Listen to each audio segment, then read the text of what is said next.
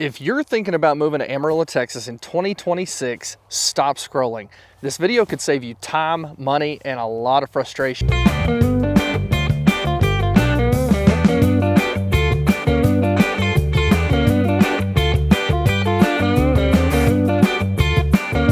I made a version of this a couple years ago, and then since then a lot has changed. Pricing, growth, what people expect, and what surprises them after they arrive. I'm Derek Manasco. I'm a top local producing real estate agent here in Amarillo, Texas, and I help people relocate here all the time. So today I'm going to give you the honest pros, the honest cons, and who Amarillo is actually a great fit for and who it's not for. We get text, phone calls, and emails every day from people just like you who are looking at moving to Amarillo, Texas. If that's you and you want a more one-on-one in-depth conversation, go ahead and scan this QR code right here on the screen.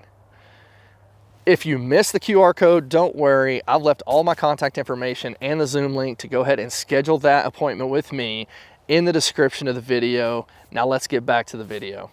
So pro number one is going to be the cost of living and home prices, which is still the headliner from a couple years ago. So let's start with the biggest reason. People find me because of affordability and space. According to Redfin, Amarillo's median sales price was around $236,500 in November of 2025. That number moves month to month, but the big picture, compared to a lot of other major metros, that's still a completely different world.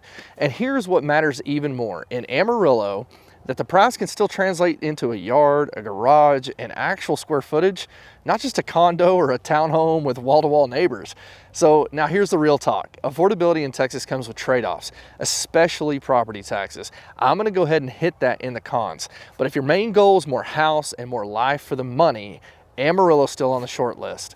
Here's pro number two, commute time, getting your life back. I mean, people underestimate this until they actually live here. Amarillo's mean commute time is about 17.8 minutes based on census-derived data. So what that means is you're not spending an hour each way in traffic, burning daylight, burning patience, and arriving home already cooked. If you've got kids, this hits different. It's the difference between, hey, sorry buddy, I'm tired, and let's shoot hoops, ride bikes, and go grab dinner. This is one of the most underrated quality of life upgrades people experience here. Pro number three, family friendly by design. If you're moving to Amarillo with a family, Amarillo tends to be a good fit because it's built around community rhythms. Youth sports culture, church communities, neighborhoods where kids are actually outside, and events that locals actually attend. And it's not just family friendly in a marketing way, it's family friendly because life is more manageable here. Short commutes, less congestion, more space. And here's pro number four, surprisingly strong job base for a city this size. If you're wondering what do people do for work here, it's a valid question.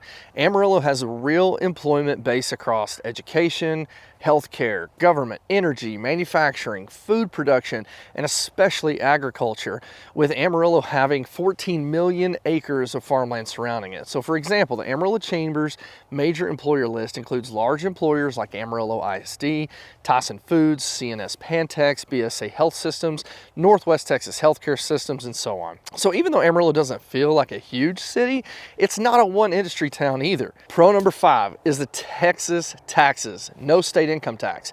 So another big reason people move to Texas is Texas does not have an individual income tax. So for a lot of remote workers, business owners, and relocating families, that's very meaningful. Now, I'm going to say this clearly, Texas doesn't collect it on the front end, but you often feel it elsewhere, especially in property taxes. So again, pros and cons. We're going to keep it honest here. And then con number one is the wind is real and it's not cute, guys.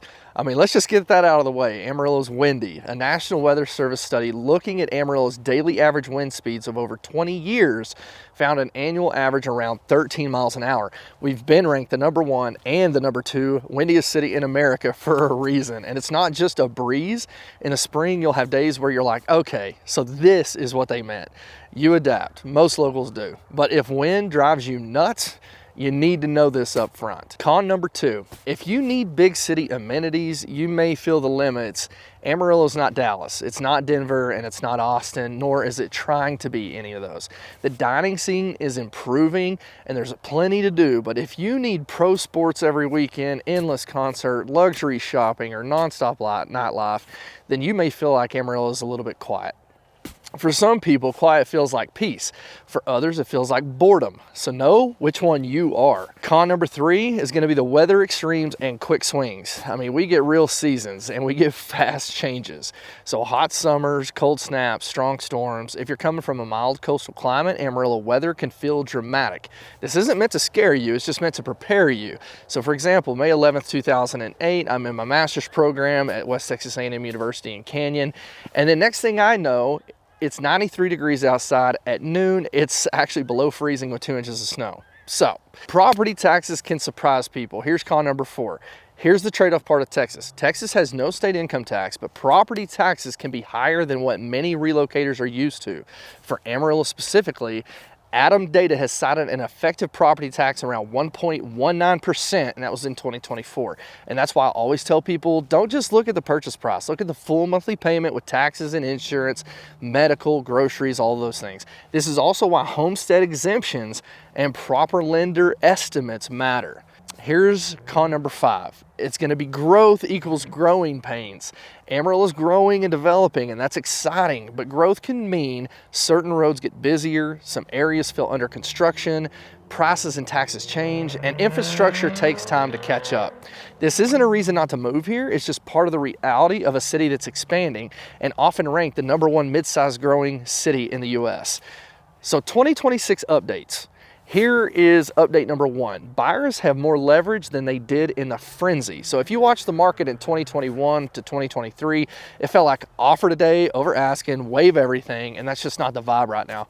Redfin shows Amarillo home selling after around 71 days on market in November of 2025, and on average selling about 3% below the list price.